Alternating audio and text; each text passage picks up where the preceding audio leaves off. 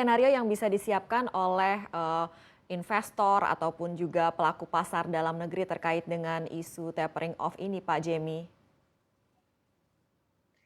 Ya, kalau menurut kami sebenarnya, volatility selalu ada yang namanya, kesempatan ya, pada saat misalkan, mungkin pada saat, semua expect mulai akan ada tapering, sebelum ada sell off mungkin akan coba pindah ke aset-aset yang lebih, sedikit lebih, moderat ya dibandingkan dengan yang, lebih, beresiko. Jadi, mungkin kalau kita bicara tapering-nya mungkin mulai diadakan akhir tahun, bisa aja pas akhir tahun, pas waktu sebelum koreksi kita mulai bisa melakukan, perpindahan aset kepada aset-aset yang mungkin yang tidak terlalu volatile seperti pasar uang atau mungkin obligasi korporasi ya yang ratingnya cukup tinggi, di mana kita tahu bahwa secara volatility tidak akan terlalu terpengaruh dan juga tidak akan terjadi penurunan yang cukup dalam.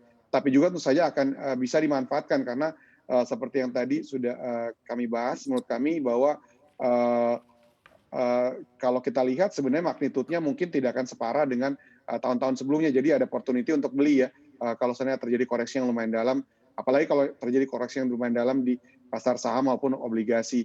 Memang, benar, tadi yang oleh Pak Faras ya, bahwa sebenarnya kalau kita lihat walaupun sekarang, perbedaan antara, surat utang Amerika yang 10 tahun dan Indonesia memang, hampir sama dengan mirip-mirip dengan rata-rata selama beberapa tahun terakhir. Tetapi kalau kita lihat real rate di mana bahwa saat ini, bahkan time deposit ataupun, pinjaman di Indonesia jauh lebih rendah dibandingkan dengan, tahun-tahun sebelumnya. Jadi memang tidak, separah dengan, tahun sebelumnya. Jadi kalau seandainya investor mengambil posisi ya terutama investor asing, kalau kita lihat, memang sangat berbeda dibandingkan dengan, tahun-tahun sebelumnya. Jadi menurut kami kalaupun misalkan terjadi koreksi let's say, 10-year, bonds Indonesia turun ke level bahkan sampai dengan yield 8%, saya pikir ini jadi kesempatan untuk orang beli ya, karena kalau kita lihat memang jauh berbeda, dibandingkan dengan, 2013 sampai dengan 15 dibandingkan dengan saat ini.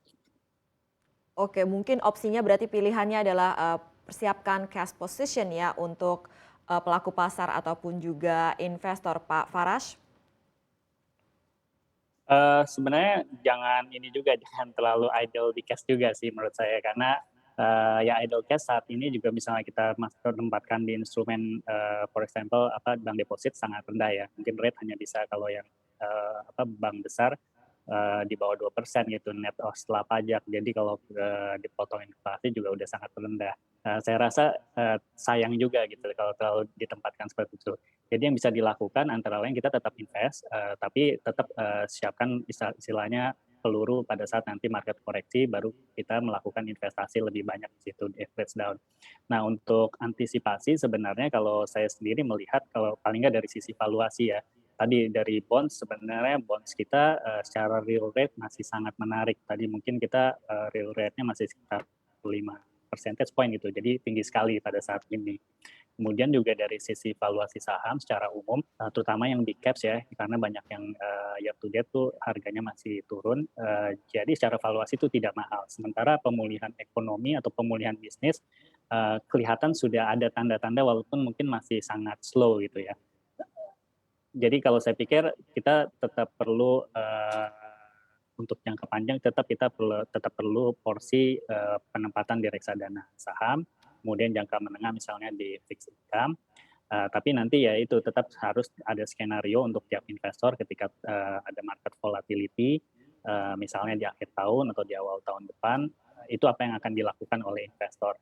Kalau saya lebih prefer bahwa itu dimanfaatkan untuk menambah, investasi atau misalnya bisa dikatakan average down pada, instrumen-instrumen yang fundamentalnya baik dan valuasi. Plus juga liquid ya, likuiditasnya juga, perlu diperhatikan.